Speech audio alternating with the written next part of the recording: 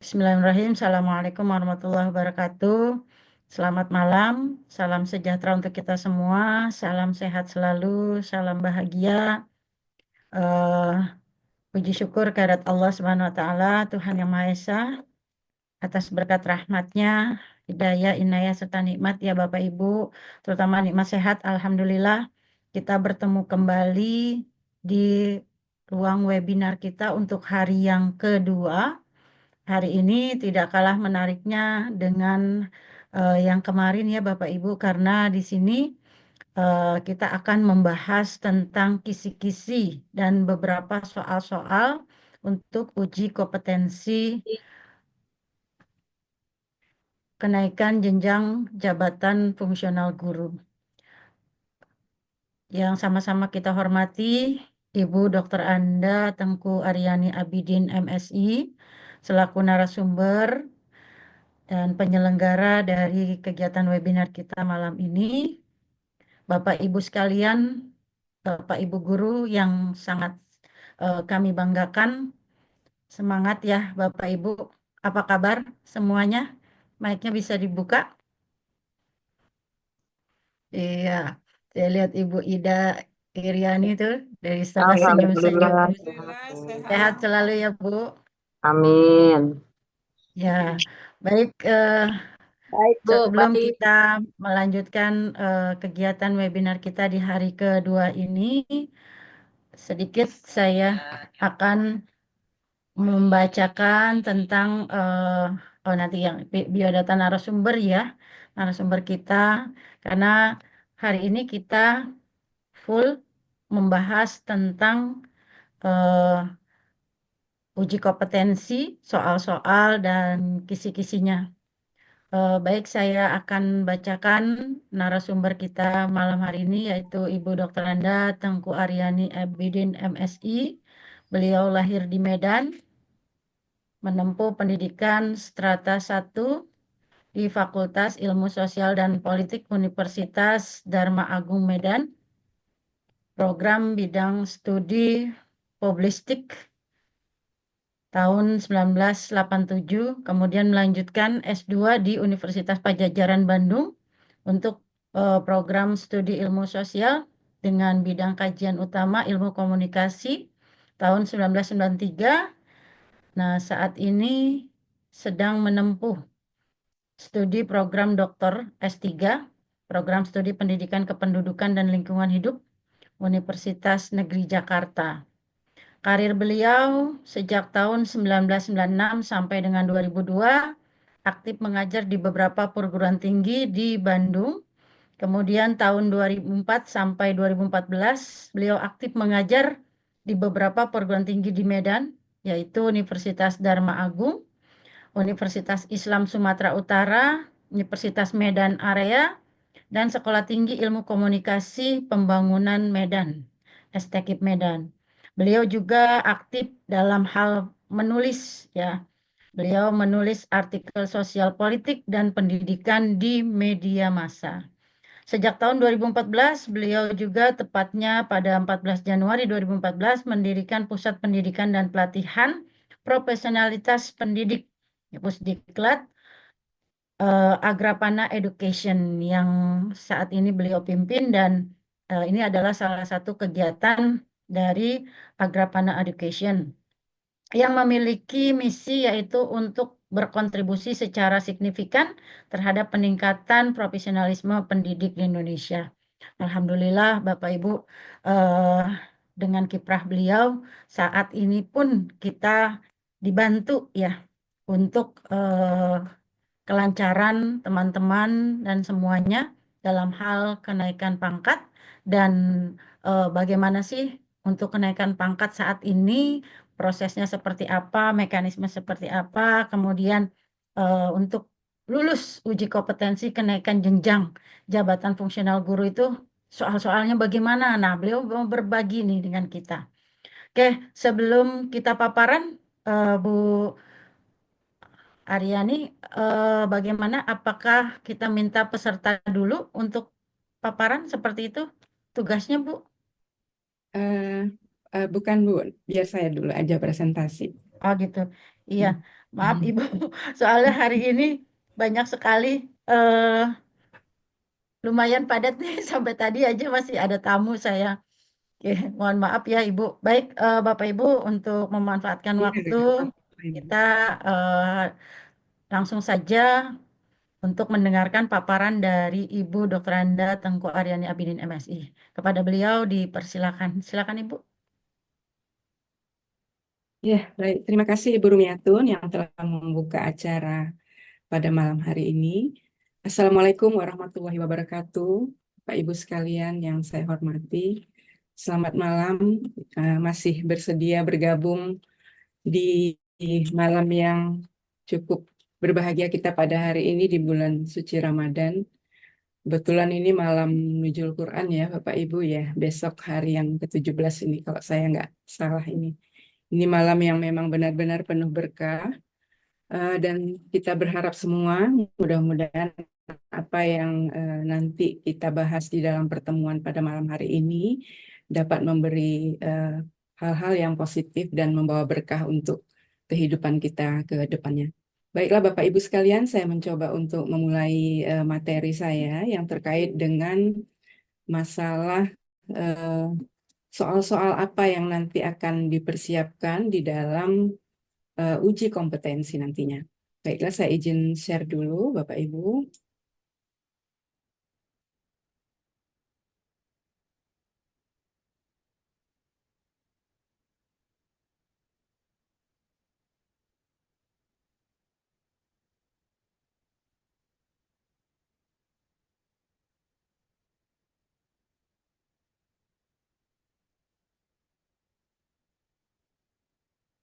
Ini sudah terlihat ya materinya.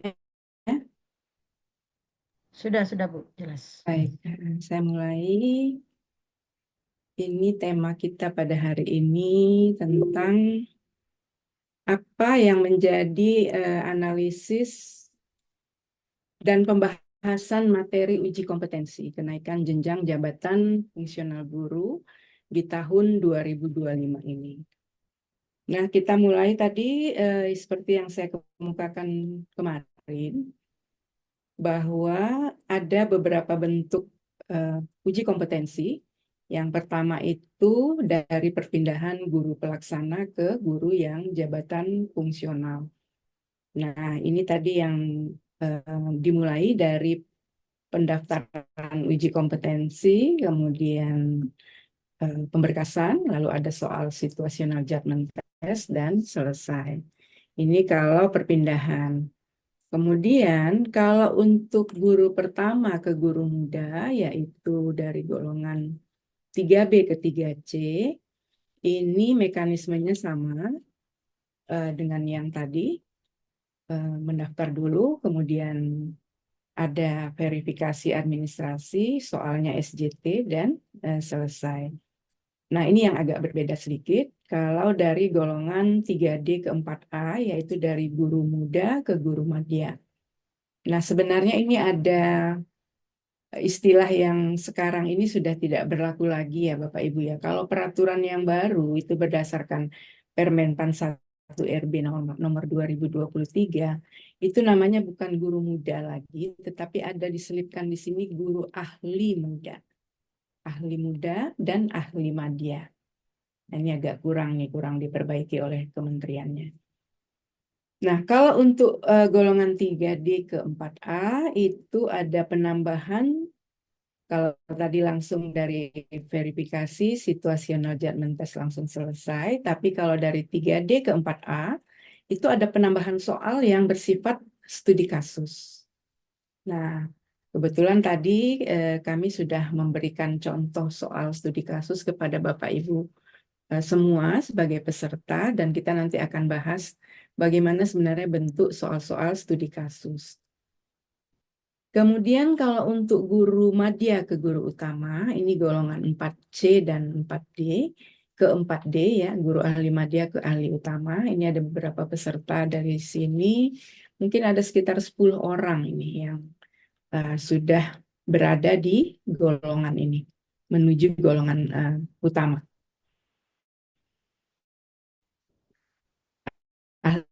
utama. Nah, perbedaan itu tidak ada studi kasus, tetapi langsung simulasi coaching dan wawancara. Kenapa? Karena memang ini nanti akan langsung berhadapan dengan tim penilai.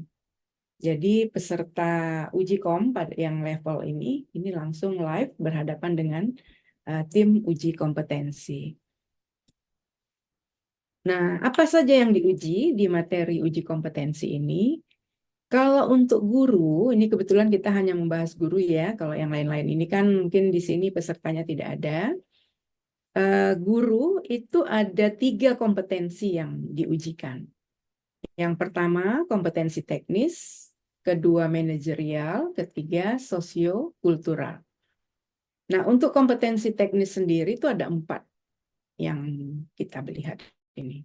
Ada pedagogik, profesional, sosial, dan kepribadian. Nah, kalau manajerial itu ada 8 indikator yang diujikan. Kompetensi sosiokultural itu maknanya adalah terkait dengan perekat kebangsaannya, ada aturan-aturan yang terkait dengan hal ini. Nah, ini skemanya, mungkin kalau ini Bapak Ibu lebih jelas ya. Kalau tadi saya katakan kompetensi teknis, yang 4 itu, bobot penilaiannya di dalam uji kompetensi itu 70% Bapak Ibu. Nilainya. Jadi kalau nilainya 100, 70% itu diambil dari kompetensi teknis. Kenapa demikian? Karena memang guru itu yang paling utama adalah kemampuan kompetensi teknisnya yang paling harus dikuasai. Kenapa? Karena kompetensi teknis inilah yang memperlihatkan kemampuan guru tersebut apakah pantas atau tidak untuk naik jenjang yang lebih tinggi. Jadi di soal-soal uji kompetensi itu nantinya Bapak Ibu harus mendapatkan nilai 70% yang terkait dengan kompetensi teknis. Nah, lalu kompetensi manajerial itu 15%, sosiokultural 15%. Nah, dari sini tiga-tiganya ini kemudian masuk ke bentuknya sosial, bentuk soalnya itu situational judgment test. Jadi ketiganya ini, ya Bapak Ibu, ketiganya ini dirangkum menjadi bentuk soal SGT. Ini untuk golongan 3B ke 3C. Apa itu soal SGT? Nanti akan kita bahas lebih spesifik. Tapi secara garis besar itu adalah soal yang menggambarkan sebuah situasi yang relevan dengan lingkungan kelas.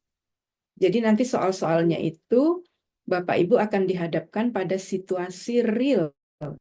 Bagaimana Bapak Ibu menghadapi permasalahan-permasalahan di kelas sehari-hari.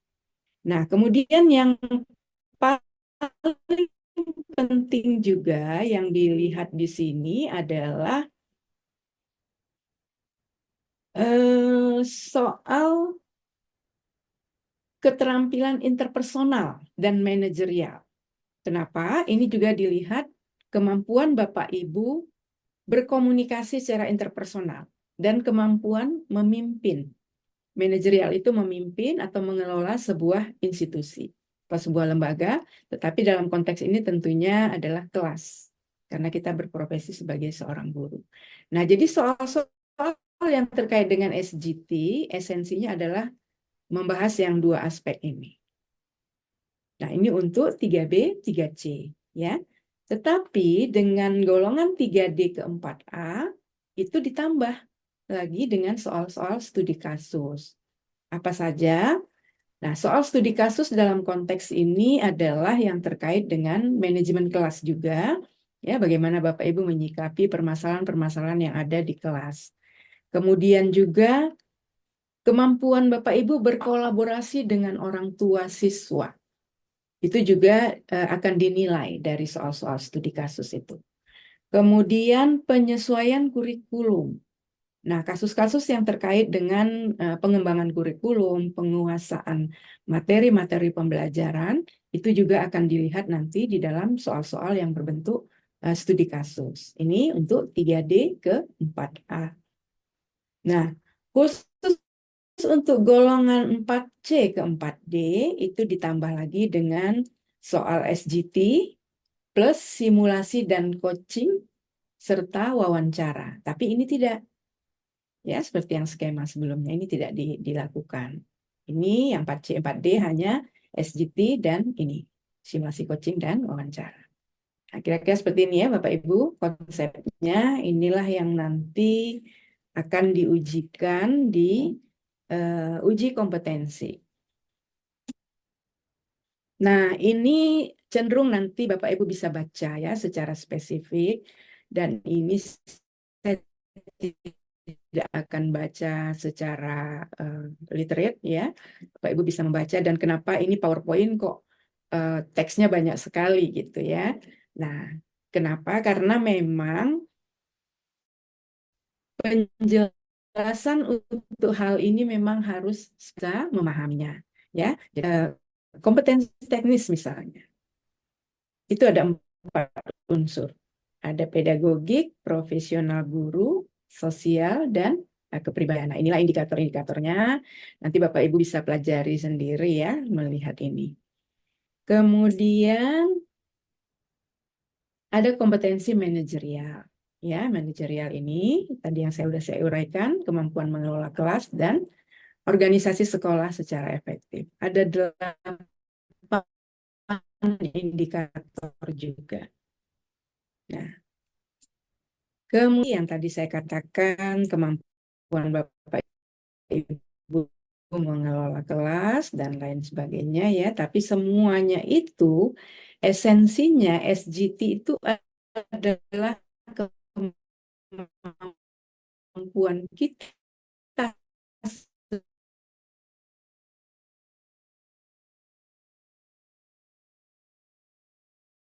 sebagai seorang pendidik ketika dihadapkan pada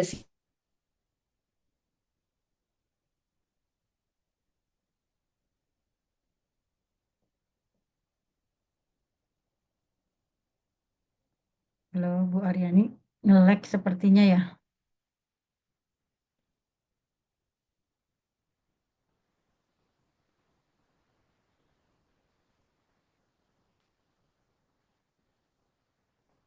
Ya.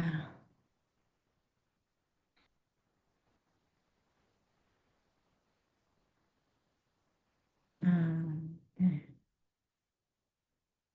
Ya, Bapak Ibu, sepertinya Ibu Aryani apa namanya terkendala dengan sinyal. Sambil menunggu beliau, silakan Bapak Ibu sudah menyiapkan ya, mulai menyiapkan pertanyaan-pertanyaan. Nanti tinggal disampaikan saja pada sesi diskusi kita ya. Bapak Ibu, maaf, mohon maaf, ini internet saya tidak stabil ya. Iya, Mohon oke, silakan Bu. Bapak Ibu, mohon maaf banget. Ini saya coba ulangi lagi ya sharingnya.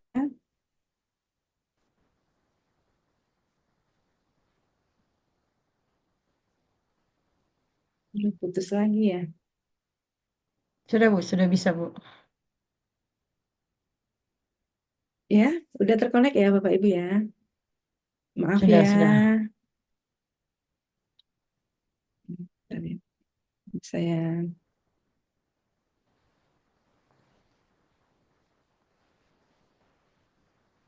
Nah, ini tadi kita sampai di sini ya. Contoh soal SGT. Misalnya begini, ini salah satu saja. Ketika Anda menghadapi siswa yang tidak memenuhi aturan, bagaimana Anda akan menangani situasi di mana seorang siswa itu menolak untuk mengikuti aturan kelas? Nah, ini tadi kami sudah berikan kepada peserta, nanti kita akan bahas. Masing-masing peserta ini ada yang sudah masuk sekitar 7 peserta yang sudah memberi pandangannya. Nanti saya akan kemukakan satu persatu. Nah, kira-kira seperti ini contoh soal SGT. Nah, ini contoh soal studi kasus, ya Bapak Ibu. Misalnya manajemen kelas, kita bagaimana misalnya seorang guru itu menghadapi kelas dengan tingkat disiplin yang rendah. Dia menyikapinya seperti apa. Nah, ini nanti akan ditanyakan di soal-soal uji kompetensi. Nah, ini untuk simulasi coaching, untuk guru yang 4C ke 4D. Ini terkait biasanya dengan menguji kemampuan guru itu dalam menerima umpan balik, meningkatkan kinerja mereka, dan mengatasi tantangan yang muncul dalam lingkungan kelas atau sekolah. Jadi ini nanti Bapak Ibu perlu persiapan, kira-kira kisi-kisi pertanyaannya itu terkait dengan ini. Ya. Nah, yang paling utama sebenarnya dari coaching ini adalah mengukur kemampuan guru dalam menerima masukan. Jadi seorang guru itu idealnya adalah ketika dia mendapatkan masukan-masukan dari pihak lain, baik dari teman relasi, dari siswa, dari lingkungan kerja, itu ada konsep-konsep komunikasi interpersonal yang harus Bapak Ibu ketahui, supaya Bapak Ibu bisa menjadi seorang yang mengakomodir pendapat-pendapat orang lain. Namun tetap punya pendirian, punya argumentasi-argumentasi yang bisa dipertanggungjawabkan terkait dengan profesi. Nah, itu ada skill yang tersendiri yang Bapak Ibu harus siapkan. Jadi kita tidak bisa juga menerima masukan, misalnya ada pandangan dari seseorang, kita langsung menerima. Iya, iya, itu tidak baik. Artinya kita juga harus punya kemampuan untuk mempertahankan gagasan kita, pendapat kita, mengapa kita punya pandangan atau argumentasi yang kita pertahankan itu. Nah, itu akan diukur. Jadi, mengukur kemampuan guru dalam menerima masukan, menerima dalam artian di sini bukan menerima begitu saja, tetapi juga menerima dengan kritis. Kalaupun harus menanggapi, membantah, itu ada landasan berpikirnya atau landasan argumentasinya. Nah, ini khusus untuk golongan 4C ke 4D. Kenapa? Karena ini memang akan menjadi guru utama. Tidak ada lagi jenjang guru yang lebih tinggi dari sini. Ya, paling tinggi 4D. Tapi 4D ini sudah level tertinggi untuk tingkat jenjang karir guru. Ya, kalau 4E itu kalau di perguruan tinggi itu udah guru besar. Nah, ini nanti Bapak Ibu yang mau ke golongan 4D bisa pelajari sendiri ya, contoh-contoh soal simulasi coaching. Wawancara. Nah, ini juga penting ya. Soal wawancara ini biasanya adalah untuk menilai kompetensi guru yang dirancang untuk menggali pemahaman, pengalaman, dan keterampilan yang relevan dengan posisi guru sebagai seorang pendidik. Ya, jadi yang dilihat itu adalah kemampuan dia dalam memahami bidang studi yang diajarnya, kemudian bagaimana dia menerapkan metode-metode pembelajaran yang relevan dengan materi pembelajaran, yang seperti itu ya, Bapak Ibu. Kemudian bagaimana juga dia berkinerja. Jadi kinerja guru itu di lingkungan sekolah itu yang sesungguhnya itu seperti apa. Jadi pertanyaan-pertanyaan nanti diwawancara yang terkait dengan ini adalah akan ditanyakan bagaimana guru tadi menyikapi persoalan-persoalan di sekolah, di lingkungan sekolah yang sesungguhnya. Nah, ini contoh soal wawancara. Jadi ada beberapa hal, pengalaman latar belakang pendidikan, kemampuan komunikasi interpersonal, dan manajemen kelas. Bapak Ibu bisa mencoba-coba nanti kalau misalnya sudah dipanggil di UKOM bagi guru golongan yang 4C ke 4D, mencoba-coba mereka-reka jawabannya apa kira-kira kalau Bapak Ibu ditanyakan dengan pertanyaan-pertanyaan yang seperti ini.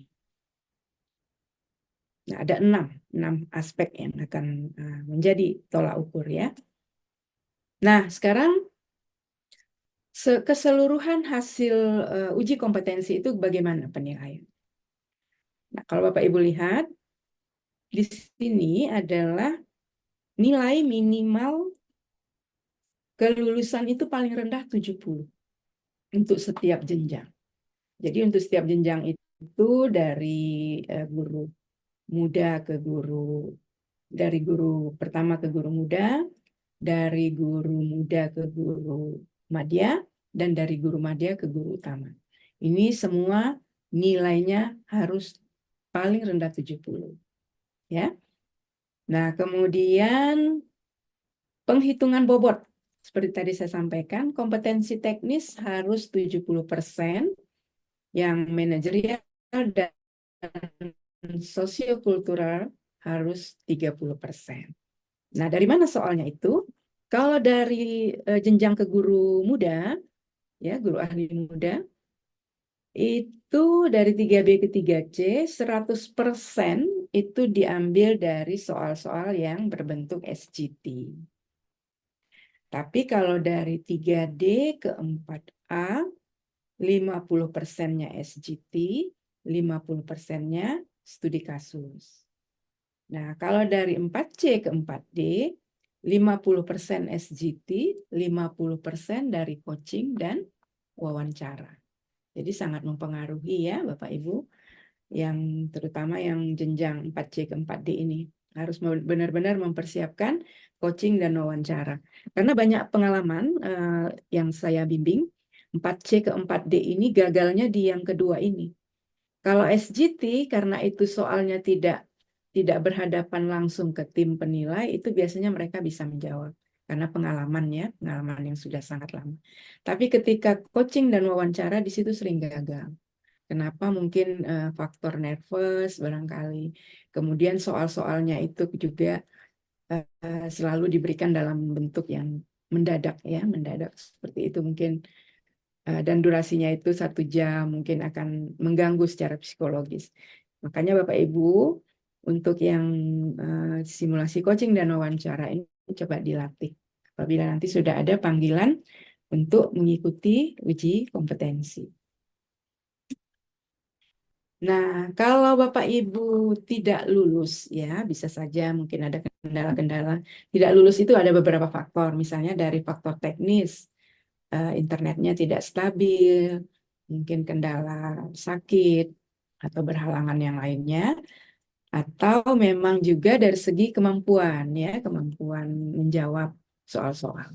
Itu ada waktu lain yang akan diberi kesempatan untuk mengulanginya. Nah, seperti saya kemukakan kemarin, ada 12 kali berdasarkan peraturan terbaru, uji kompetensi itu dilakukan. Jadi ada 12 kali kesempatan. Cuman kalau bisa Bapak Ibu jangan sampai ya. Paling banyak itu mudah-mudahan 2 kali sudah lulus. Karena kalau sudah 3 kali tidak lulus, itu pasti harus di treatment. Ya, harus ada perlakuan istimewa untuk Bapak Ibu guru. Nah, ini juga. Jadi nanti Bapak Ibu ya, bentuk uji kompetensi itu ada yang nanti di akun SIM PKB-nya itu yang bentuknya tes tertulis. Nah, ini ada petunjuk-petunjuknya. Kalau ini terkait dengan teknis ya, tes tertulis yang bentuknya pilihan berganda. Kemudian ada uji kompetensi esai. Nah, ini biasanya untuk guru yang golongan 3 tiga 3D ke 4A. Sudah ada essay. Essay itulah yang menjawab. Mungkin Bapak Ibu yakin saya sudah paham ya apa bentuk essay itu. Dia bentuknya uraian ya, tidak memilih tetapi menjawab secara tertulis ya. Nah, jadi itu kalau ini kan teknis. Nanti Bapak Ibu bisa pelajari sendiri. Saya kira itu untuk pemaparan saya di sesi pertama. Saya kembalikan ke moderator Ibu Rumiatun. Silakan Ibu. Iya, baik. Terima kasih Ibu Aryani. Teman-teman, sepertinya ini Bapak Ibu peserta nih sudah mulai eh, membuat pertanyaan ya. Ada beberapa pertanyaan yang di kolom chat juga gitu ya. Nah, saya sudah amati itu. Kita buka sesi diskusi Bapak Ibu dari paparan yang diberikan oleh Ibu Aryani. Kalau untuk nanti paparan yang tugas dari Ibu Aryani sebelum kita sesi hari ini, itu apakah nanti di sesi kedua ya Bu? Iya, sesi Di kedua. sesi kedua ya. Oke, baik. Berarti hari ini cukup pertanyaan ya Bapak Ibu. Saya buka untuk 2 penanya yang mau bertanya langsung. Silahkan sambil menunggu yang raise hand. Ini ada pertanyaan dari Ibu Rosalina nih. Sepertinya beliau mungkin kemarin mengikuti atau kemarin belum mengikuti. Ya, karena ini pertanyaannya, Bu, apakah dari 4A ke 4B itu ada jenis tesnya gitu. Ya. Nah, seperti itu, Bu. Ya, kan kemarin sudah dijelaskan oleh Bu Aryani ya bahwa yang ada tes itu dari 4B ke 4C gitu ya, Bu ya. 4C ke Eh, 4D. 4C ke 4D, sorry. 4C ke 4D. Jadi kalau 4A ke 4B nggak ada ya, Bu ya. Tidak Itu ada. itu hanya berkas dan hitungan angka kredit saja, Ibu Betul. Rosalina. Nah, sekarang Bu nih ada Bu Dewi nih dari Bogor nih mau bertanya nih apakah ujiannya pakai laptop terus menggunakan apa itu kamera atau ada di tempat khusus lah gitu ujiannya. Bagaimana Bu? Silakan Bu. Ini dari Ibu Dewi. Bu Dewi ya. Baik. Bu Dewi dari mana, Hmm. Bu? Dari Bogor ya. Kalau Oh, di sini saya lihat Bogor. kayak dari Bogor. Oh, Iya. tidak ada spesifik sekolahnya gitu ya. Baik, Iya, Bu. Bu Dewi, iya benar Ibu. Kalau uji kompetensi itu memang metodenya adalah daring ya, daring pastinya menggunakan laptop atau PC, bisa saja PC juga, personal komputer. Kemudian durasinya itu lebih kurang 2 jam. Nah, mekanismenya memang harus pakai kamera ya, kamera supaya terlihat mungkin supaya tidak mencegah hal-hal yang tidak diinginkan ya, misalnya adanya kecurangan atau adanya yang membantu pengerjaannya. Ya, seperti itu, Bu. Iya, ya jadi begitu ya Bu Dewi. Kemarin pun pengalaman dari guru saya tuh kebetulan dari 3D mau ke 4A ya. Beliau itu dapat undangan untuk uji kom dan tempatnya ditentukan oleh dinas. Nah, tempatnya ditentukan jadi difokuskan pada satu sekolah tertentu dan menggunakan laptop, kemudian ada kameranya.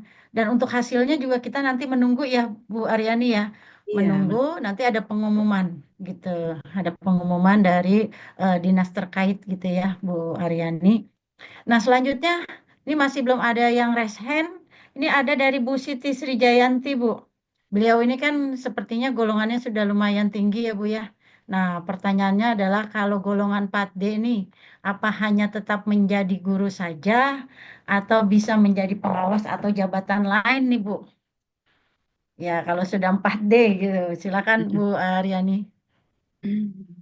ini tadi Bu Siti Srijayati ya, Bu ya. Iya, betul, betul, Bu. Itu beliau buka kamera nih. Kalau mungkin bisa langsung aja, Bu. Tadi raise hand saya sempat lihat nih. Oh, ya, silakan Bu Siti. Eh, Nah, iya, Bu Siti. ya. Ini golongan 4D. Halo Bu Bu, mungkin saya Bu Siti Rijayati dari Yogyakarta. Ini bisa cerita sebetulnya masa kerjanya. sebenarnya saya udah lumayan tua ya Bu ya, tapi kalau dihitung paknya itu sudah memenuhi syarat keempat D, tulisannya memenuhi syarat untuk ke jenjang berikutnya. Nah, kemudian yang saya tunggu-tunggu ya UKOM ya Bu ya, karena hukum itu kan syarat untuk C ke D.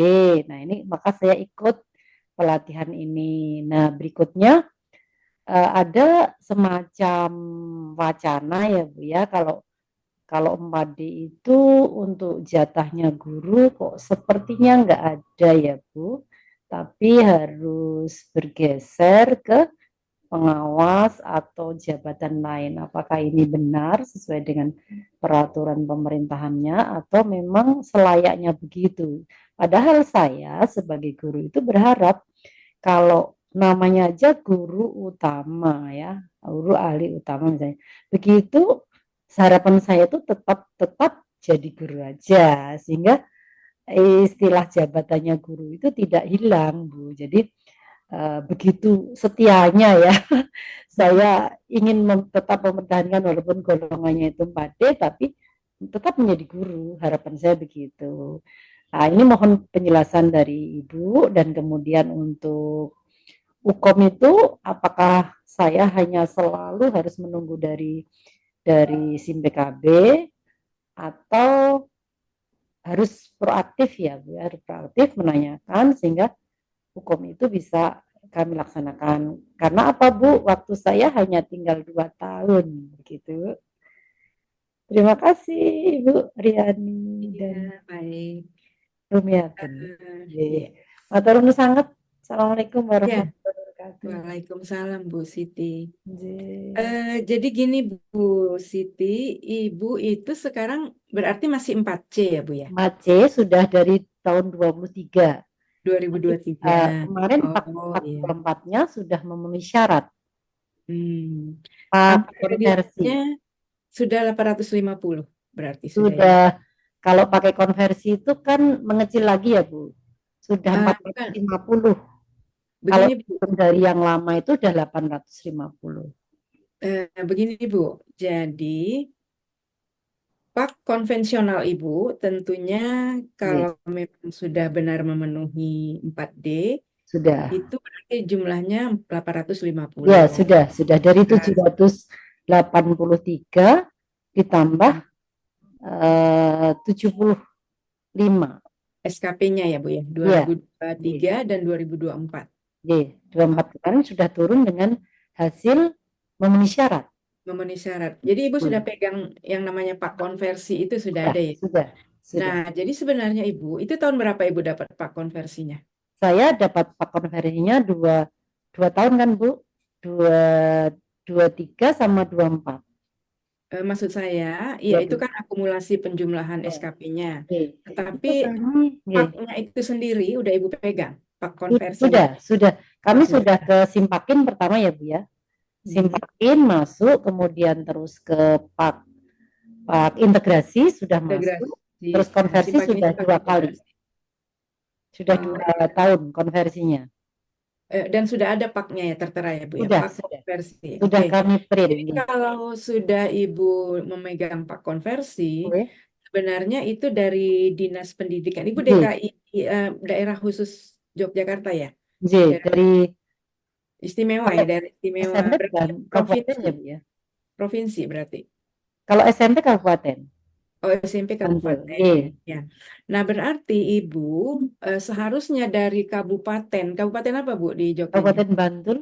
Oh, Bantul. Iya. Nah, seharusnya dari Dinas Pendidikan di Kabupaten Bantul, kalau memang Pak konversi Ibu tadi sudah memenuhi syarat untuk ke 4D, itu dari Dinas Pendidikannya itu mengusulkan Ibu ke Kementerian, Kemendikdasmen sekarang namanya kan, mengusulkan bahwa Ibu sudah punya hak untuk mengikuti uji kompetensi untuk mendapatkan kenaikan jenjang jabatan ke 4D atau guru utama. Iya.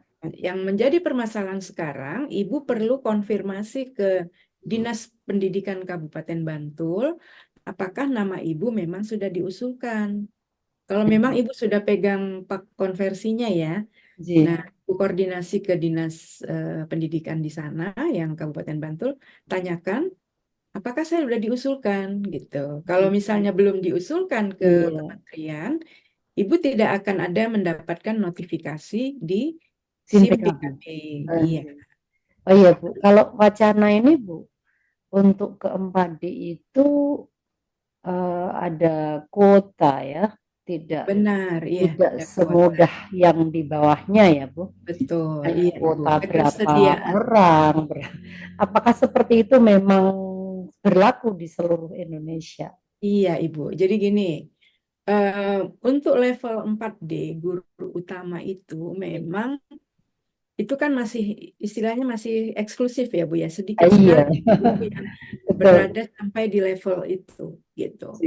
Nah, tetapi bukan berarti pemerintah menghambat jenjang karir guru untuk sampai di tingkat itu. Insya Tidak. Allah, semoga ya. Ya, tidak juga. Kemudian ada juga wacana ya Bu ya, kalau ke 4D itu, tapi ini belum tahu penerapannya benar atau tidak, usia guru yang dia di level 4D itu diperpanjang Ibu pensiunnya. Sampai 65 yang saya ketahui. 65. Iya, 65. Jadi kalau misalnya Ibu berjalan mulus lah ya, misalnya uji kompetensinya lulus di tahun ini, karena memang sudah terpenuhi kan, Ibu bisa sebelum masuk jatuh tempo masa pensiun, Nggih, kalau Ibu sudah pegang SK 4D, otomatis Ibu diperpanjang masa pensiunnya. nggih. Gitu.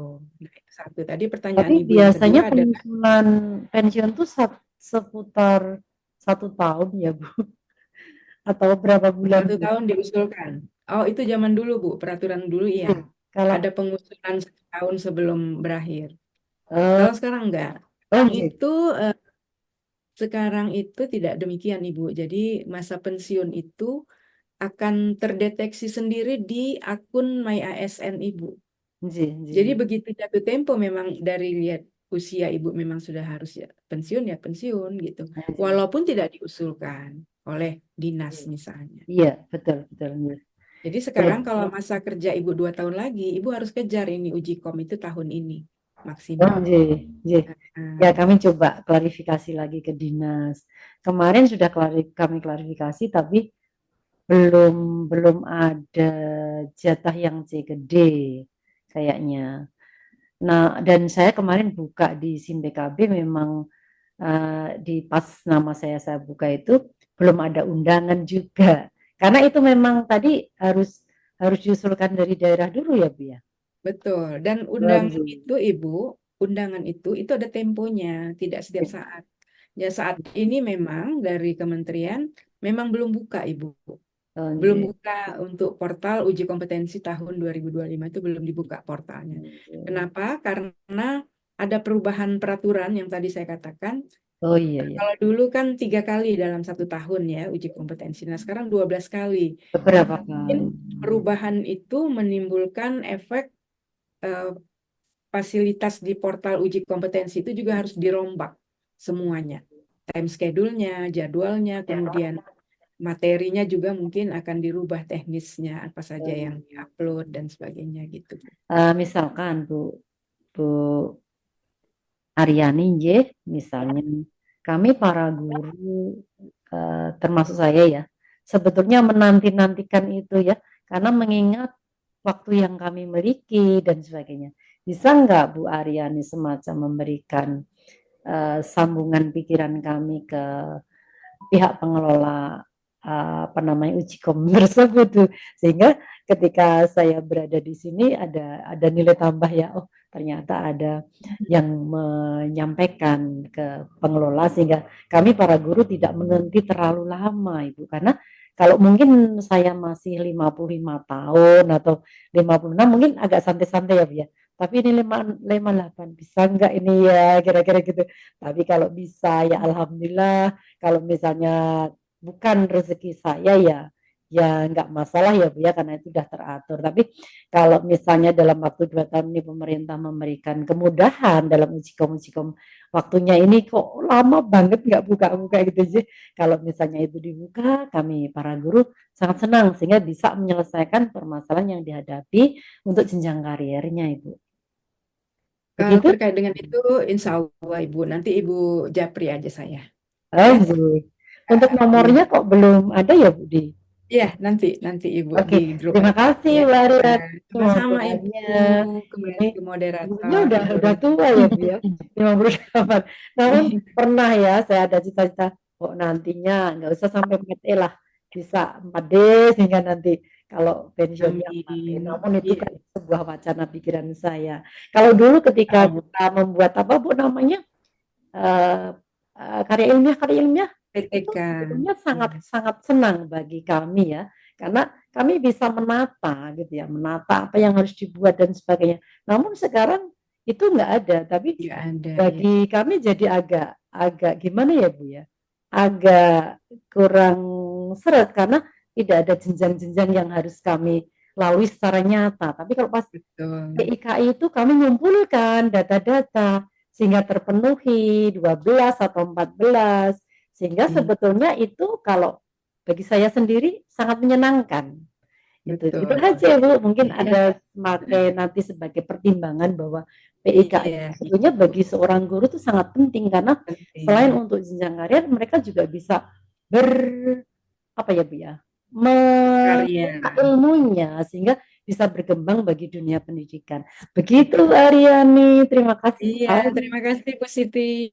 Iya, Keren. assalamualaikum warahmatullahi wabarakatuh. Salam Waalaikumsalam literasi. warahmatullahi Waalaikumsalam warahmatullahi wabarakatuh. wabarakatuh. Iya, Wah, matur nuwun keren sangat. banget ini Bu Siti Srijayanti. Iya, Wah, matur suwun sangat nih Bu. sami-sami. Iya, Pengalamannya, iya sama-sama nih Bu. buat buat kita yang masih menata, Udah. masih muda ya.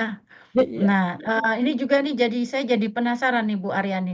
Iya. Nanti kalau memang ada sumbernya ya, itu yang tadi yang dikatakan bahwa guru, jadi tidak hanya pengawas atau sekarang itu kan namanya apa itu guru pendamping ya. Jadi Iya. sekarang pengawas itu namanya guru pendamping Bu Iya, Siti. Nah, lurus-lurus. jadi Bu Siti kalau misalnya memang ingin jadi pengawas nggak usah takut hilang kata gurunya. Namun kan dilihat dari waktu kami hanya 2 tahun, kayaknya nggak bisa tembus ke itu Ya, kan. kalau ya kalau Bu Siti mau nanti ada harus ada ikut uji kom lagi ke arah peralihan Oke, gitu ya. alih jenjang ya, Bu ya. Oke, terima Jadi kasih. guru pendamping. Oke. Semoga nanti ada Matur suwun Bu Siti yang nanti iya. akan diberikan apa namanya mungkin ya teman-teman juga di sini jadi lebih semangat. Oh, kita bisa nih kalau misalnya dalam waktu usia kita sekian, oh kita masih bisa sampai jenjang di Iya. 4D atau 4E gitu. Kalau Ya, misalnya memang berlaku iya. untuk Dan ini semuanya, kan saya termasuk juga, guru untuk iya. jadi ke 65 mungkin itu jadi sebuah semangat gitu ya Bu Iya, Aryani untuk para teman-teman generasi terus muda jadi semangat eh, banget ini, Bu. naik pangkat, Iya, betul. ibarat Ya, kayak dosen, waduh, kayak dosen. Kata Ibu. iya, Terus itu Bu, apa oke. namanya? mm, eh, saya juga bilang ini, kalau ini guru itu bisa sampai ke guru utama 4D atau tadi, wow, betapa generasi muda itu akan mengincar profesi para guru itu, insya Oke, oke, Bu Allah. Siti. Oke. Iya. Terima kasih Bu. Heeh. Ya, sama-sama Ibu Siti. Eh, Oke. terima kasih juga Bu Aryani. Ini ada sedikit pengalaman juga nih untuk golongan-golongan yang tinggi. Kebetulan beberapa waktu lalu saya sempat juga berdiskusi dengan pengawas SMP ya. Beliau itu sekarang sudah di 4E Bu Aryani. Nah, saya bertanya pengalaman beliau bagaimana sih Pak bisa sampai ke sana. Ternyata setelah di titik di 4B Bapak Ibu itu biasanya kita linknya langsung ke kementerian. Jadi Tuh. semuanya itu nanti ada PO Box kementerian itu yang bisa Bapak Ibu telusuri gitu atau Bapak Ibu bertanya tentang kenaikan jabatan dan golongan untuk teman-teman yang golongannya sudah 4B ke atas. Seperti itu ya Bapak Ibu. eh, Nanti mungkin juga akan diberikan pencerahan kepada Bu Aryani di grup kita, di grup WA gitu tentang bagaimana kenaikan golongan yang sudah memang 4B ke atas seperti itu. Nah, kemudian nih Bu Aryani nih ada pertanyaan. Ya, nanti ini sepertinya nanti akan dibahas di sesi berikutnya nih ya Bu ya. Iya, Kita sesi masuk ke kedua. sesi Heeh. berikutnya karena ini sudah masuk ke teknis nih ke Mm-mm. teknis tentang bagaimana sih menjawab soal, kemudian Betul, contoh soal betul. seperti Iya. itu ya, Bu Aryani ya. Baik, Bapak Ibu nanti yang bertanya seperti itu nanti akan dijawab nih di sesi kedua. Kita mulai saja untuk sesi kedua kita Baik. kepada Bu Aryani dipersilakan. Silakan Bu.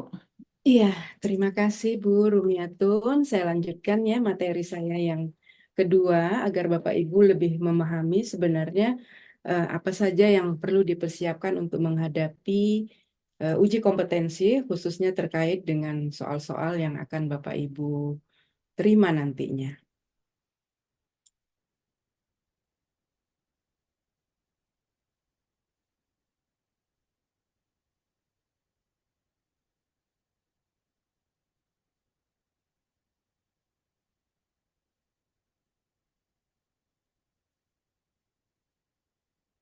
Baik, sudah terlihat Bapak Ibu? Ibu sudah terlihat Bu Sudah Bu, Rumiatun? sudah. Sudah ya? Sudah Bu. Baik, Ya. baik. Saya akan mulai. eh, Ini kita akan khusus pertemuan kita ini yang sekarang itu membahas soal uji kompetensi kenaikan jenjang jabatan fungsional. Kalau tadi saya fokus kepada substansinya, tapi ini lebih cenderung saya akan coba untuk masuk langsung ke detail-detail pertanyaan-pertanyaan apa nanti yang akan termasuk di dalam soal-soal tersebut. Nah, ini Bapak Ibu ya. Jadi kembali lagi ke sini. Jadi ke yang golongan yang perlu untuk mengikuti uji kompetensi ini seperti ini ya, golongan 3B, 3C, 3D, 4A, 4C, dan 4D. Ini saya kira nggak ada masalah. Nah, ini yang membedakan beberapa contoh kategori soal ya, SGT tadi, studi kasus, simulasi, dan wawancara. Saya kira ini tidak perlu saya ulangi lagi, nanti Bapak Ibu bisa pelajari sendiri. Nah, sekarang tadi ada saya baca sekilas di kolom chat bagaimana kiat-kiat untuk menjawab soal. Nah, ini kita kembali lagi ke sini. Kiat untuk menjawab soal itu tentunya berbeda-beda tergantung bentuk soalnya seperti apa. Khusus untuk soal yang bersifat SGT, ya, itu Bapak Ibu harus memahami prinsip-prinsip pedagogik. Apa saja itu? Misalnya kepekaan terhadap kebutuhan dan perasaan siswa, kemampuan komunikasi yang efektif. Nah, ini semua kan teoritis ya, Bapak Ibu. Nah, belum tergambar nih soalnya seperti apa. Nanti saya akan coba, ini rambu-rambunya dulu, nanti kita langsung masuk ke pembahasan soalnya. Nah, ini untuk menjawab soal studi kasus. Yang dibutuhkan di sini adalah kemampuan kita memahami dan menyajikan skenario atau situasi yang real dari permasalahan-permasalahan yang kita hadapi sehari-hari. Jadi, di sini ya yang ditekankan adalah guru diharapkan mampu menerapkan pengetahuan dan keterampilan mereka dalam menganalisis situasi, mengidentifikasi solusi yang sesuai, merencanakan tindakan yang efektif. Ini saya hitamkan ini. Jadi kemampuan Bapak Ibu ini seperti ini harus diharapkan untuk menjawab soal studi kasus. Nanti kita akan evaluasi dari jawaban-jawaban soal yang sudah saya terima, ada beberapa nama nanti saya paparkan. Tapi indikatornya adalah ini. Jadi kemampuan menerapkan pengetahuan, menganalisis situasi, mengidentifikasi solusinya, dan merencanakan. Jadi ada 4 aspek di sini. Ya, 4 aspek yang harus Bapak Ibu kuasai. Nah, kemudian kemampuan berpikir secara kreatif, kemampuan berkolaborasi dengan berbagai pihak, dan mengambil keputusan yang tepat berdasarkan pertimbangan yang matang. Jadi soal itu nanti ya sebagai gambaran Bapak Ibu. Soal itu nanti ada 4 atau 5 jawaban yang semuanya itu sepertinya benar pilihan bergandanya. Tapi ada yang paling benar dan ada yang bobotnya tinggi. Ya, ada yang kalau kita pilih A bobotnya 3, pilih B bobotnya 2, yang seperti itu. Baik. Nah, ini kita akan coba masuk secara langsung ya ke masalah soal-soalnya.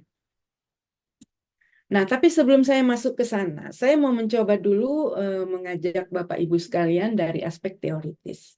Dan saya yakin Bapak Ibu guru yang ada di sini semua ini pasti sudah lulusan S1 minimal ya. S1 dan sudah banyak memahami tentang teori-teori pendidikan.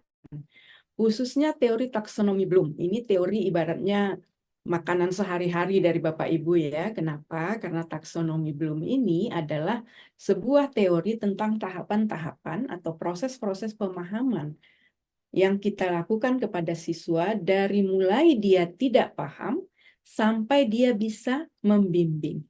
Jadi ada level-levelnya. Jadi kalau Bapak Ibu mengajar, mulailah dengan hal-hal yang seawal-awalnya itu kan tidak paham ya, tidak paham si siswa tadi, kita coba untuk sampai dia memahami, sampai dia bisa melakukannya, kemudian dia bisa mengevaluasi, dari mengevaluasi dia bisa berbagi, dan yang paling tinggi dia bisa membimbing. Nah, ini level pembelajaran yang paling tinggi tingkatnya. Jadi ada 6 tingkat. Jadi kalau Bapak Ibu sehari-hari selama ini hanya sampai mengajar siswa di level hanya paham, itu masih levelnya rendah. Ya, rendah sekali karena itu baru dari tidak paham menuju paham. Nah, level yang tertinggi adalah bagaimana kita memberi pemahaman kepada siswa sampai siswa tadi bisa membimbing. Ini level tertinggi. Kenapa saya bahas ini? Disinilah nanti bobot dari uji kompetensi, soal-soal uji kompetensi itu bobotnya akan dilihat dari sini, dari jawaban Bapak Ibu sekalian. Jadi ada jawaban-jawaban yang hanya memilih misalnya hanya sampai level melakukan. Nah, kalau Bapak Ibu memilih jawaban yang sampai hanya melakukan, itu bobotnya rendah. Nah, jadi pilihlah jawaban yang misalnya sampai kita bisa memberi pembelajaran sampai siswa itu bisa membimbing. Nah, itu ya. Ini teorinya dulu. Nah, baru kita masuk. Ini contoh soal kompetensi teknis. Seperti tadi kita bahas, kompetensi teknis itu kan ada 4 ya Bapak Ibu ya. Pedagogik, profesional, sosial, dan kepribadian. Kita coba untuk pedagogik. Pedagogik ini adalah pastinya Bapak Ibu tahu ya, ini adalah ilmu tentang pembelajaran ya, metode mendidik dan pembelajaran. Kita ambil contoh. Ini saya bacakan ya. Salah satu kunci keberhasilan tujuan pembelajaran dapat dilihat dari manajemen kelas yang dilakukan oleh guru. Itu statementnya. Itu kalau dalam bahasa soal, itulah statement awal untuk mendukung permasalahan. Nah, salah satu kelas yang Anda mampu memiliki karakter peserta didik yang suka datang terlambat. Berbagai upaya sudah Anda lakukan, namun masih saja ada beberapa peserta didik datang terlambat di dalam kelas. Lalu, upaya apa yang Anda lakukan? Nah, ini ada 4 jawaban. Nah, kenapa ada L3, L2, L2, L2? Kalau seandainya Bapak Ibu memilih yang B, ya, tidak bosan untuk mengingatkan peserta didik datang tepat waktu di kelas. Nah, ini kan hanya sampai level paham ya, tetapi belum sampai ke mengevaluasi. Kembali ke sini. Kalau hanya minta kepada ketua kelas, ini jawabannya ini ya, jawaban Ibu misalnya, hanya untuk supaya mengkoordinasi ketertiban kelas, supaya tidak ada yang datang terlambat. Itu juga masih levelnya paham. Apalagi kalau misalnya hanya memberi konsekuensi yang datang terlambat di dalam kelas. Itu juga masih levelnya memahami. Nah, di mana yang level lebih tinggi sampai bisa mengevaluasi? Mengevaluasi itu artinya mengetahui mana yang benar, mana yang salah, yang mana yang boleh, yang mana tidak boleh dilakukan. Jawabannya adalah A, yaitu membuat kesepakatan kelas bersama peserta didik dan menempelnya di papan buletin di dalam kelas.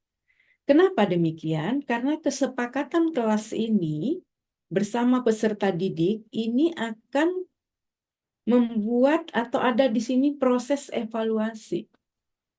Ya. Jadi Bapak Ibu menampung aspirasi dari siswa, mengapa tetap terjadi ketidakdisiplinan di dalam kelas misalnya. Ya, kenapa peserta didik selalu datang terlambat? Nah, dengan kita memilih yang jawaban A ini bobotnya lebih tinggi. Itu maksudnya Bapak Ibu. Jadi nanti kalau ada soal-soal di uji kompetensi yang seperti ini, Bapak Ibu pilihlah jawaban yang kira-kira mengarah atau ada tendensi kepada level yang paling tinggi. Kalau yang tadi itu levelnya kan 3. Kebetulan ya mengevaluasi. Tapi nanti tidak menutup kemungkinan ada soal yang jawabannya itu sampai kita menemukan jawaban bagaimana kita bisa berbagi, kita bisa membimbing. Nah, seperti itu Bapak Ibu ya. Itu salah satu contoh. Nah, sekarang kita lanjut. Kompetensi profesional. Profesional tentunya terkait dengan profesi kita sebagai guru. Nah, ini penerapan kurikulum merdeka. Ya. Nah, esensinya adalah banyak guru siswa yang belum bisa beradaptasi dengan kebiasaan baru ini. Nah, ini ada beberapa jawaban. Yang mana yang paling banyak bobotnya? Yaitu yang B. Melakukan pembelajaran sesuai dengan analisis kebutuhan peserta didik. Ya, artinya apa? Kembali lagi ke model pembelajaran berdiferensiasi. Kalau kaitannya dengan kurikulum merdeka. Artinya memang kita harus melakukan pendekatan-pendekatan proses pembelajaran dengan menganalisis dulu kebutuhan peserta didik. Nah, tapi kalau misalnya Bapak Ibu hanya memilih melakukan pembelajaran sesuai dengan penerapan kurikulum baru yang digunakan. Ini rendah, Bapak Ibu. Nilainya hanya L2. L2 tadi hanya sampai level A. Nah, ini contohnya ya. Begitu juga kompetensi sosial. Ini kita baru bisa bicara kompetensi teknis nih. Nah, kemudian ini contoh-contohnya nanti Bapak Ibu bisa baca sendiri ya. Kita terkait dengan waktu juga. Tapi intinya seperti itu. Ambillah jawaban-jawaban yang bobot nilainya itu tinggi dari mekanisme taksonomi belum tadi. Ini juga kepribadian, Bapak Ibu nanti bisa baca sendiri. Ini saya sudah kasih kunci jawabannya, ya. Intinya yang L3 inilah jawaban yang paling mendekati kepada hal yang semakin tinggi level dari taksonomi belumnya. Nah, ini kita masuk ke kompetensi teknis manajerial. Ini ada 8 indikator. 8 indikator itu maksudnya adalah tolak ukur sejauh mana guru tadi menguasai ke 8 hal ini. Itu maksudnya indikator ya. Nah, misalnya ini ya Bapak Ibu ya. Ini contoh jawaban. Jawabannya ini sebenarnya adalah B. Tapi kita coba analisis dulu ya. Anda baru saja bergabung dengan sekolah baru dan ingin meningkatkan hubungan profesional dengan rekan guru di sekolah tersebut. Nah, kemudian ada salah satu teman kita sedang menghadapi masalah dengan siswa yang sulit di kelasnya, dan Anda ingin membantunya. Tindakan apa yang kita lakukan? Nah, ini ada beberapa pilihan. Kita menawarkan secara formal, itu bobotnya rendah. Kemudian menunggu rekan guru itu meminta bantuan, itu juga bobotnya rendah. Kemudian mengajak guru tersebut bertemu secara formal untuk mengatasi masalah siswanya tersebut.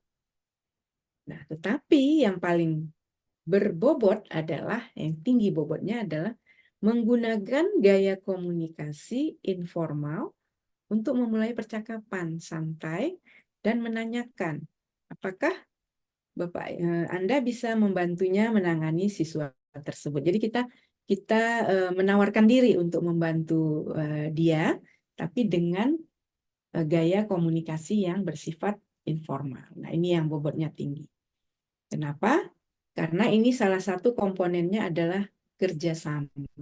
Jadi Bapak Ibu harus peka melihat indikator ini. Ini memang sangat teoritis, tetapi memang soal uji kompetensi itu memang tolak ukurnya juga teoritis, Bapak Ibu. Teoritis kepada hal-hal yang berkaitan dengan aspek-aspek pedagogik. Nah, kebetulan saya kemarin ada diikutsertakan untuk membuat sebagai tim ya, tim pembuatan soal. Nah, kebetulan salah satu teori taksonomi Bloom itu memang menjadi tolak ukur utama. Tolak ukur jawaban yang utama. Jadi kami memang mengindikasikan soal-soal uji kompetensi tersebut berdasarkan taksonomi Bloom. Kemudian masing-masing kompetensi tersebut indikatornya ada. Jadi saya mengeluarkan bocoran sedikit nih pada Bapak Ibu semuanya. Ya, jadi ada indikator memang sangat teoritis. Bapak Ibu harus baca-baca lagi buku-buku yang terkait dengan pedagogi. Nah, itu tadi manajerial ya. Kemudian kita masuk ke sosiokultural. Nah, ini sosiokultural ini adalah kemampuan kita memahami untuk bersifat inklusif ya. Jadi kita tidak bisa membeda-bedakan terhadap suku-suku yang berasal dari minoritas ataupun mayoritas. Nah, ini salah satu contohnya. Misalnya di dalam kelas kita itu ada peserta didik baru yang berasal dari suku yang berbeda dengan mayoritas yang ada di sekolah kita. Kemudian kita melihat peserta didik kita itu kurang bisa bersosialisasi dengan teman-temannya. Nah, apa yang sebaiknya kita lakukan?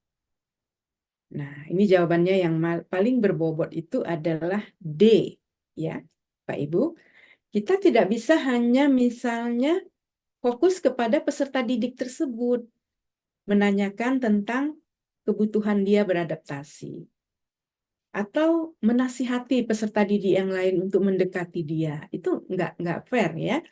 Atau menegur, itu tidak fair juga. Tetapi kita bisa mengajarkan kepada siswa di kelas kita untuk menghargai perbedaan yang tersirat di setiap pembelajaran. Artinya apa? Kalau kita acuannya tadi kembali ke taksonomi Bloom, dengan kita mengajarkan perbedaan ya, memahami berbagai perbedaan, kita sudah mengajarkan kepada siswa kita untuk berbagi. Ini levelnya paling tinggi, Bapak Ibu. Jadi kalau Bapak Ibu menjawab pertanyaan itu dengan makna substansi yang berbagi, maka Pak Ibu akan mendapatkan bobot penilaian yang tinggi dari situ. Oke. Nah, ya, tadi sosiokultural. Nah, ini wawancara, saya kira nanti Bapak Ibu bisa pelajari sendiri ya. Baik, itu presentasi saya yang kedua. Dan sebelum masuk ke moderator, saya mau mencoba dulu untuk membacakan atau mengevaluasi ini tugas-tugas yang tadi telah kita berikan kepada peserta. Ada beberapa nama yang sudah memberikan nih. Mohon maaf kalau misalnya yang lain sudah memasukkan soalnya, jawabannya, tetapi belum sempat saya identifikasi ya. Ini ada 7 nama yang saya, 6. Ibu Endang yang pertama, Ibu Nurpaisah, Bapak Agus Supriyanto, Ibu Siti Ajijah, Ibu Rohayati, dan ini Bapak atau Ibu ini, Pak Srianto ya. Mungkin kalau melihat namanya ini, Srianto. Kalau dari namanya Bapak nih ya. Baik, coba saya buka yang pertama dari Ibu Endang. Jawabannya yang terkait dengan SGT. Ibu Endang ada hadir, bisa ini nggak? On cam. Ibu Endang dari SMP Negeri 198 Jakarta. Ini bagus, ini jawaban Ibu ini soal SGT-nya. Ada Bu Endang? Nggak ada ya? Ini saya akan bahas yang hadir aja nih. Karena kalau nggak hadir, sayang juga sepertinya. Ya, Bu Ibu Endang ada? Ada? ada Ibu. Oh, ada, Ibu bisa on cam? Sudah saya on Oh, cam. oh sudah. Baik, Ibu. Ini saya coba share screen apa Ibu ya, jawaban Ibu. Bentar ya Bu, saya stop dulu yang saya punya.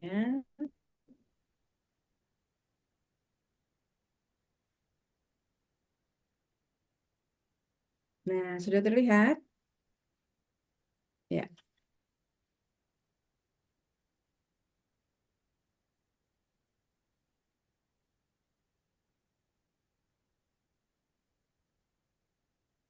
Bapak Ibu sudah terlihat?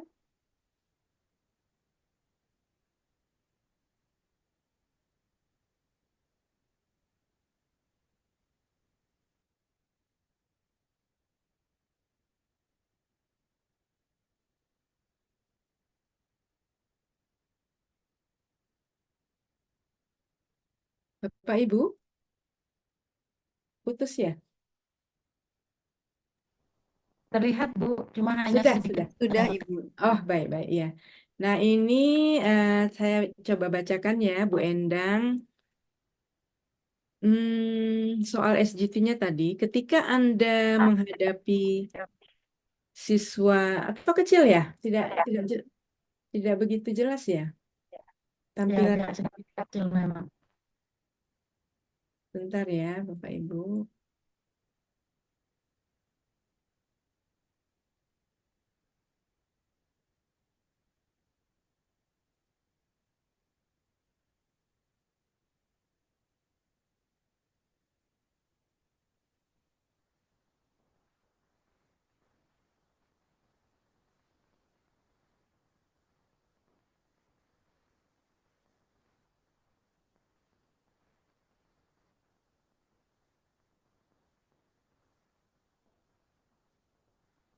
Ini sudah terlihat? Sudah, Bu, sudah terlihat. Sudah ya, baik. Nah, saya coba Ya, bahas Bu Endang. Coba mungkin Ibu bacakan langsung aja, Bu Endang. Hmm. Silakan Ibu.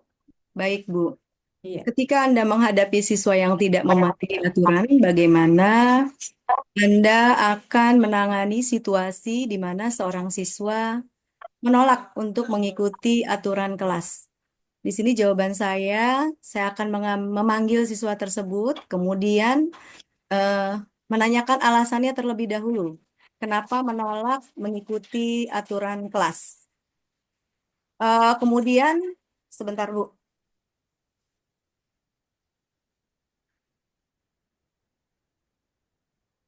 Iya, Ibu. Kemudian saya akan memanggil siswa tersebut, menanyakan alasannya kenapa siswa tersebut menolak untuk mengikuti aturan kelas. Setelah saya tahu alasannya, saya akan memberikan penjelasan berkaitan dengan kenapa aturan itu dibuat dan harus ditaati oleh setiap siswa. Sehingga diharapkan siswa dapat menyadari akan pentingnya aturan yang sudah disepakati atau dibuat. Jika siswa tersebut masih mengulangi lagi, maka saya akan melibatkan wali kelas yang nantinya dapat dilanjutkan ke BK. Itu Ibu. Semuanya atau gimana Ibu? Iya, Ibu, dibacakan aja semuanya, Bu. Silakan. Baik. Soal yang kedua, ketika ada konflik antar kelas, bagaimana Anda akan menangani situasi di mana dua siswa terlibat dalam konflik verbal di kelas? Yang akan saya lakukan adalah memanggil kedua siswa tersebut secara bergantian dan menanyakan konflik apa yang terjadi dan kenapa bisa terjadi di antara mereka. Setelah itu, dari penjelasan mereka, nantinya saya dapat mencari solusi tersebut agar di antara mereka tidak terjadi saling konflik kembali, kemudian membuat surat perjanjian untuk tidak mengulangi konflik di antara mereka. Tetapi jika konflik itu masih berlanjut, saya akan melibatkan wali kelas dan guru BK. Yang ketiga, ketika Anda menghadapi siswa dengan eh, kesulitan belajar, maka yang saya lakukan adalah mengidentifikasi kesulitan belajar yang dihadapi oleh siswa dan menyesuaikan metode pengajaran yang tepat agar lebih mudah dipahami oleh para siswa, menyarankan sumber belajar lain seperti video ataupun melakukan tutor sebaya. Yang keempat, ketika Anda berhadapan dengan orang tua yang mempertanyakan metode pengajaran Anda, bagaimana Anda akan menangani situasi di mana seorang orang tua siswa itu mengkritik metode pengajaran? Maka yang saya lakukan adalah menjelaskan metode pengajaran yang saya lakukan. Jika dikritik, saya akan menerima secara terbuka dan saya akan selalu berusaha untuk memberikan yang terbaik kepada siswa.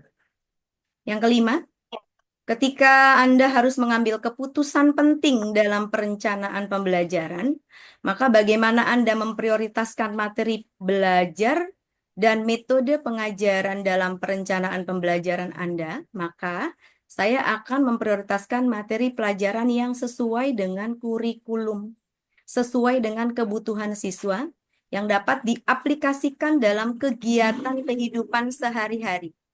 Saya juga akan mempertimbangkan metode pengajaran berdasarkan tingkat urgensi dan kebutuhan siswa yang membuat pembelajaran itu efektif dan menyenangkan. Yang keenam, ketika menghadapi tantangan manajerial di sekolah, bagaimana Anda akan menangani situasi di mana Anda memiliki konflik jadwal, sumber daya yang terbatas? Maka saya akan memilih atau menentukan tugas mana yang paling utama dan yang penting, dan libatkan semua pihak yang terkait untuk menemukan solusi dan mengatur kembali jadwal atas keterbatasan sumber daya yang terbatas. Itu Ibu, jawaban saya. Baik, terima kasih Bu Endang. Bagus sekali nih jawaban Ibu ya. Sepertinya udah mendekati taksonomi Bloom ini, udah berpedoman kepada teori-teori dari taksonomi Bloom. Ini coba kita lihat yang pertama dulu ya. Ketika kita menghadapi siswa yang tidak memenuhi aturan, nih jawaban Bu Endang menanyakan alasannya kenapa menolak mengikuti aturan kelas. Kemudian memberikan alasan dan penjelasan kenapa aturan dibuat dan harus ditaati oleh setiap siswa. Nah, tadi kalau teori yang saya kemukakan bagaimana Ibu? Ibu masih ingat nggak? Bu Endang? Apakah kita langsung menegur ke siswa yang bersangkutan atau kita membuat apa tadi Bapak Ibu? Ada yang bisa menyampaikan? Kalau kita melihat tingkatan dari taksonomi Bloom tadi.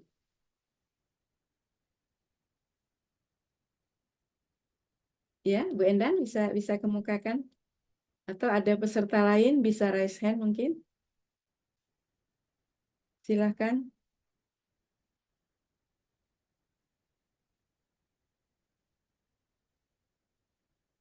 Ya, ini ada yang raise hand nih. Siapa nih?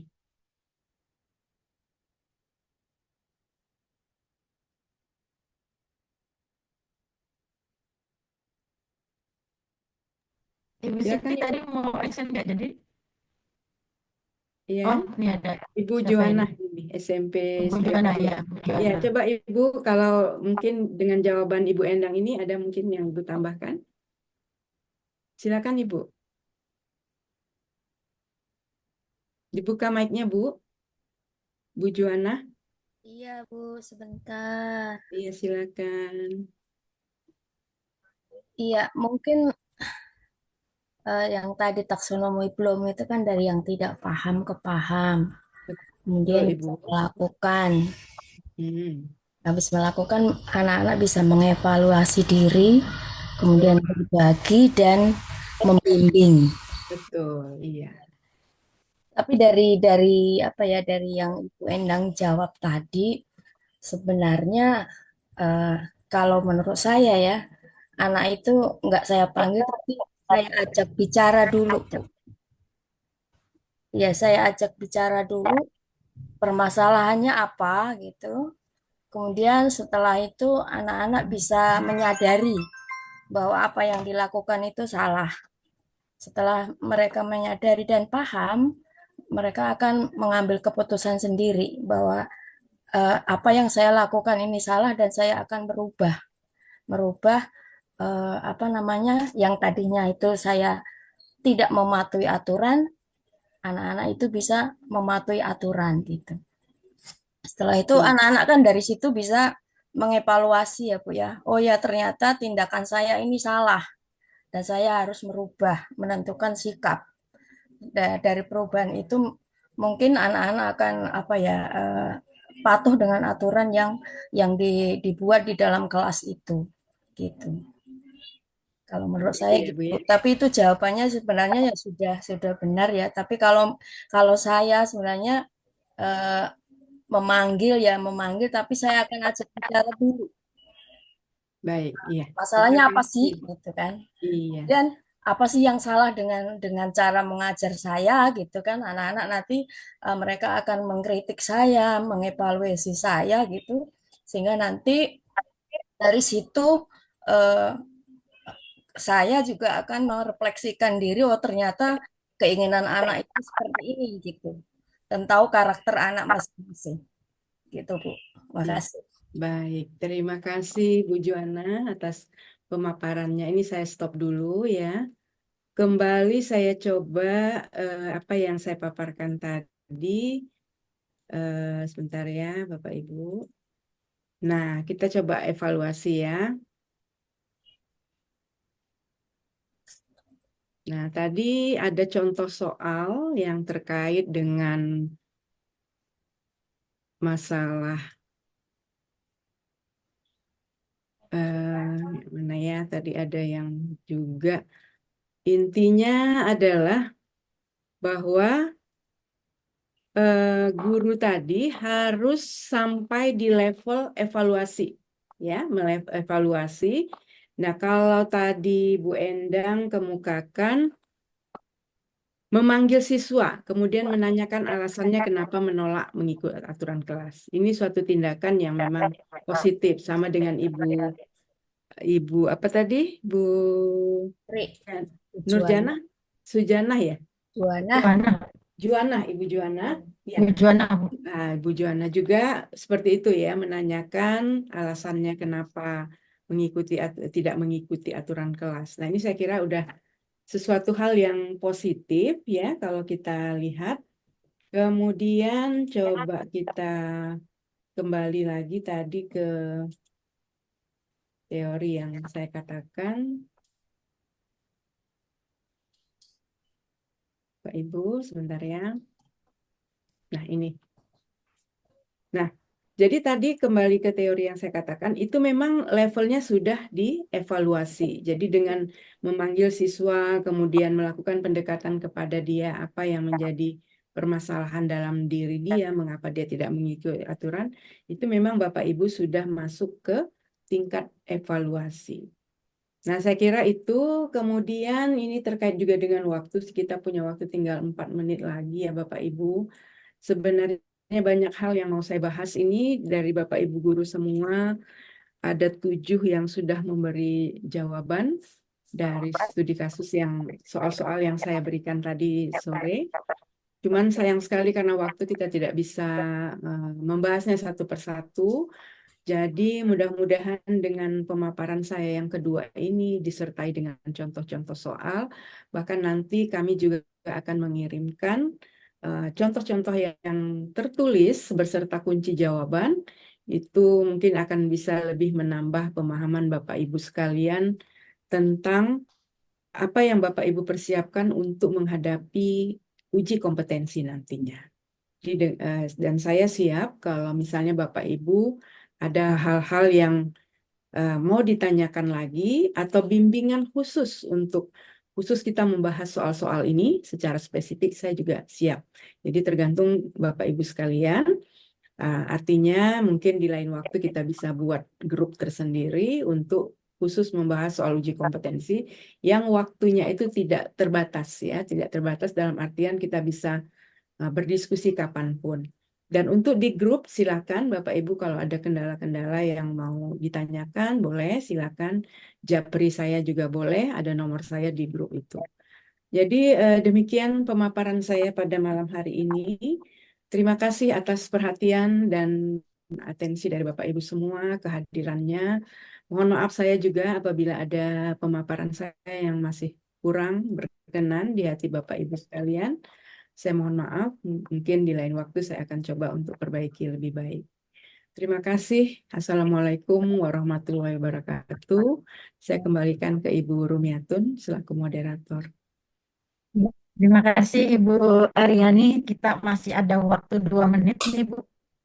Apakah teman masih diberikan kesempatan untuk satu penanya Bu? Boleh, silakan. Oke, baik. Silakan Bapak Ibu. Mungkin ada yang ingin sebelum kita tutup kegiatan kita. Kalau tadi saya sambil menunggu ada yang resen lagi ya. Kalau tadi saya melihat itu Bu, ya dari taksonomi belum itu ternyata memang kalau kebetulan saya dari guru penggerak nih, kalau saya amati itu seperti yang kami pelajari Bu. Jadi bagaimana menangani siswa itu dengan menggunakan metode segitiga restitusi, menstabilkan siswa dulu, kemudian dievaluasi itu kan di bagian taksonomi belumnya tuh ya Bu ya. Nah, Iya. kemudian mana dengan eh, apa namanya anak yang berkesulitan belajar, itu kita dengan menggunakan coaching seperti itu, Bu. Teori diferensiasi. Nah, itu teman-teman yang jika memang ada teman-teman di sini yang pernah mengikuti pendidikan guru penggerak, nah itu ilmunya sangat berguna sekali tuh, teman-teman ya. Jadi sebenarnya kalau dipaparkan itu seperti yang Bu Aryani paparkan itu menjadi alur dari taksonomi Bloom seperti itu. Ya, sepertinya ini pertanyaannya cuma satu, Bu. Kapan ada pelatihan lagi gitu? Kalau Silahkan. lebih model Kalau hanya luring terkait gitu ya. nih, iya, iya baik. Terima kasih Bu Rumiatun. Kalau terkait dengan jadwal pelatihan kapan lagi, nanti mungkin sehabis Lebaran kita akan jadwalkan kembali. Karena memang uji kompetensi ini juga saat ini banyak sekali yang berhalangan karena memang banyak yang sedang menjalankan ibadah tarawih ya. Sayang karena memang Betul, betul. ini kan bulan penuh berkah ya, bulan Betul. untuk mengumpulkan pahala. Nah, jadi memang banyak peserta-peserta juga yang meminta kepada kami selaku panitia, Bu, kenapa ini kok pas tarawih? Nah, itu banyak sekali yang menjapri saya. Tapi mohon Kalau maaf juga misalnya ya. luring, Bu, luring nih. Nah, seperti yang pernah kita bicarakan nih, Bu. Kalau kami nih dari komunitas grup penggerak Jakarta Barat nih, Bu, kita mau mengundang Ibu, kita adakan pelatihan luring nih. Wah, kayaknya banyak ini nanti peminatnya nih, Bu. Ya, bisa kita jadwalkan ya, Bu ya. Boleh, Ibu, silahkan, silahkan. Dapat undangan Oke. langsung nih dari Bu Rumiatun. Iya, nanti teman-teman yang masih penasaran, kita langsung Terima kasih.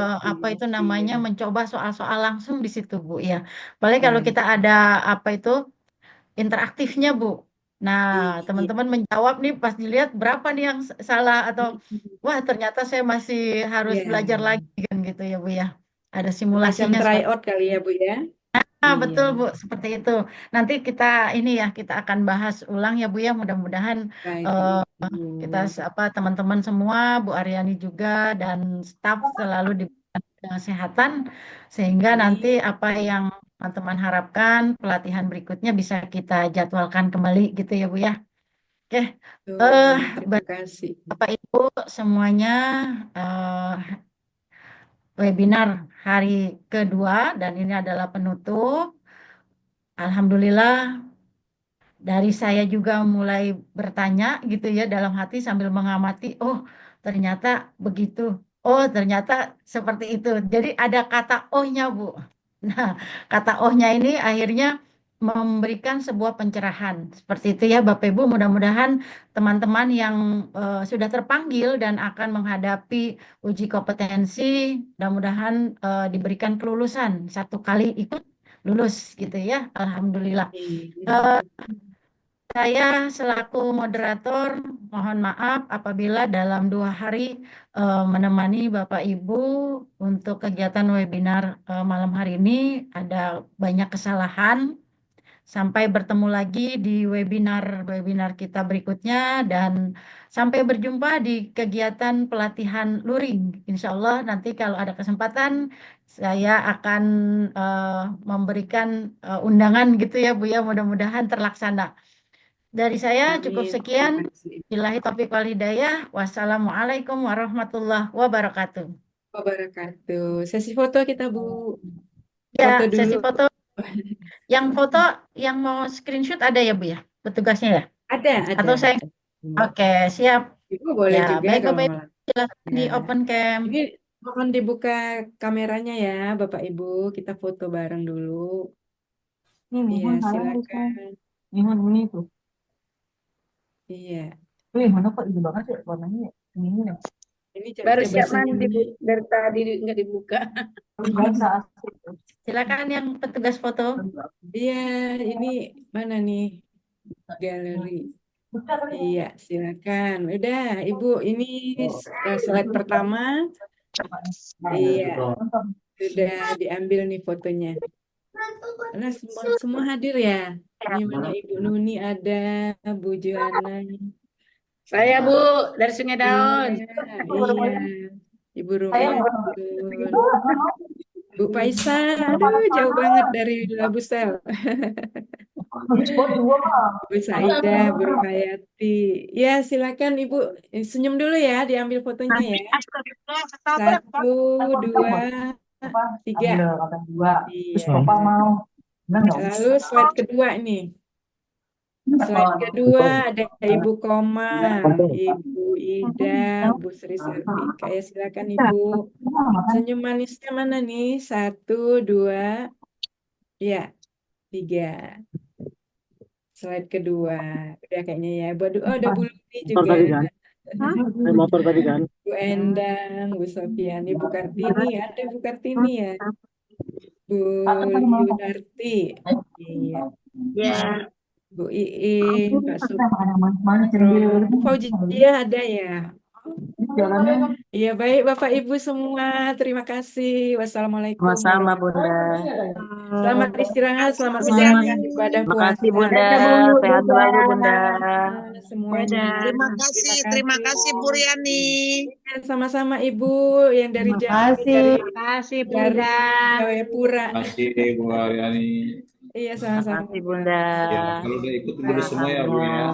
Baik Pak. Assalamualaikum. Sampai ketemu. Waalaikumsalam.